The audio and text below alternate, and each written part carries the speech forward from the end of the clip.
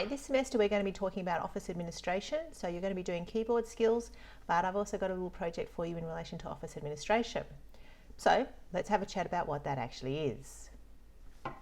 It's a term that's used to cover off a range of activities that actually happens in a lot of different offices. So it doesn't actually have to be a public service office or an office. For example, nurses do a lot of this administration, teachers do a lot of this administration, and we don't do it in an office, we do it in the staff rooms. But office administration is basically a general term that's used to do things like, answering of emails, document management, information security, budgeting, and all that sort of things that happen in order to make businesses actually operate. So teachers do it for school operation, nurses do it for hospital organisation, so they're not businesses per se, but we all do office administration. So it involves different communication techniques, different applications that we use, and this semester you're going to be talking about what they are. At its heart, office administration is actually the use of basically office applications, and usually Microsoft Office, not always, but usually, to make a business run better. So for example, Word, which is one of the primary Microsoft Office products, we can do things in Word like develop templates. And what that means is you set up a template so that when it opens, somebody else opens it to make a letter, for example, to somebody, it'll already have the company logo on it, and it'll have the company address and things like that. So it's already set up and ready to go.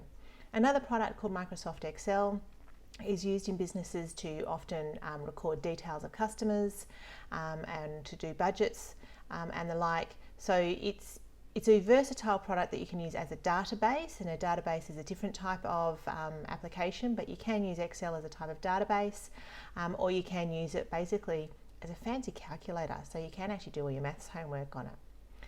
But the Microsoft Office suite, which is basically what you're going to be working with this semester, has a range of different products in it. PowerPoint, which you'll probably know as Google Slides, so you can use PowerPoint in order to do some communication stuff in an office. Then there's Outlook, which is the email system. So you use Gmail, and Microsoft Office Outlook is just a different product, and it has different parameters that you can do in it as well, so that's quite a useful little product. Then there's OneNote, which is a note-taking system. Then there's Access Database, which is actually a full-on database, which is different from using Excel as a database. Databases are really cool. I used to build them, so I'm happy to talk about that, but you probably won't get to that during the semester. This semester, basically, we're going to be focusing on Word and Excel, and possibly getting into some Publisher, which is that little icon you can see there with the P.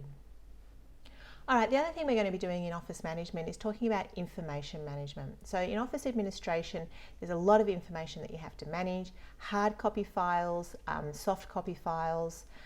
Soft copy is just a fancy way of saying an electronic file. You've got to have standard operating procedures. That's basically a list of instructions for people to be able to do things. So how to use a printer, where you write a list of instructions for them and things like that. Now, information management is actually about managing these four aspects. So it's people, so people can manage information and mismanage information. Policies and processes, that's the standard operating procedures that I was talking about. So, for privacy, you may have been asked if you've been buying things online or even face-to-face, and they've recorded your details. They may have asked you to talk about their privacy policy, and that's actually a federal policy, and we're going to be engaging with that during the semester. Then there's the technology that you actually use to record the information. So, Access Database I was talking about, or Microsoft Excel, even Word, you're recording people's information. So we need to be conscious when we're using different types of technology what that is. And then of course there's the data storage itself. So things like, do you put your information on the cloud? Do you put it on a separate server or a USB stick? So there's a range of things that you need to know about information management. All right, but why do you care about any of this at all? Well, I've actually set up a range of assessment items for you this semester that involve a way of thinking about office administration and building some skills in particularly Word and Excel to help manage yourself in an office. So the first job I ever had in my life that wasn't retail and wasn't working in my family business, I actually lied to get that job.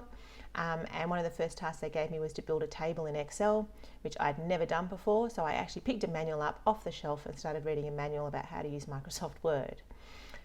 This unit is designed to make sure you're never in that position, and so there's a range of activities that I've got planned that will build some skills for you so that you could walk into an office, either at the end of year 12 or even as a part-time job during 11 and 12, and to help people out in their office administration.